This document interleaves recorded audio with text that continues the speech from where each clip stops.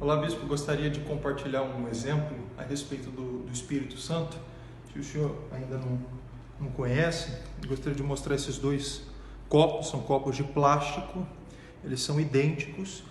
E o que eu queria mostrar é que quando a gente pega um copo de plástico e a gente pega um isqueiro, acende o isqueiro e coloca no copo de plástico, automaticamente ele vai queimar. A gente sabe que ele vai queimar. E a gente compara esse copo com a nossa vida e o fogo com as lutas, os problemas, o diabo, a tentação, os desertos. E a vida da pessoa que é vazia, que não tem o Espírito Santo, quando o fogo ele encosta, quando o fogo ele toca, automaticamente já começa a derreter, ele já começa a queimar.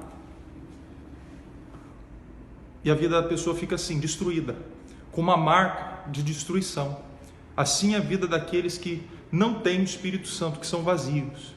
Porém, se a gente pegar um pouco de água, que representa o Espírito Santo, e colocar em um outro copo idêntico, que é um copo de plástico também, o Espírito Santo nos dá a capacidade de suportar lutas, tentações, desertos.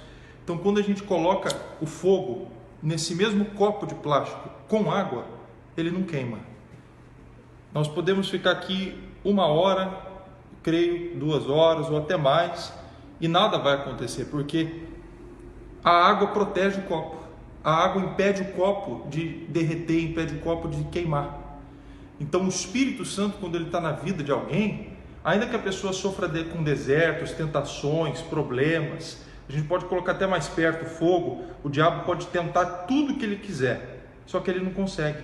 E a única coisa que deixa, às vezes, é uma marca, só que se a gente limpa ela, ele fica restaurado, não acontece nada. Assim a vida daqueles que têm o Espírito Santo.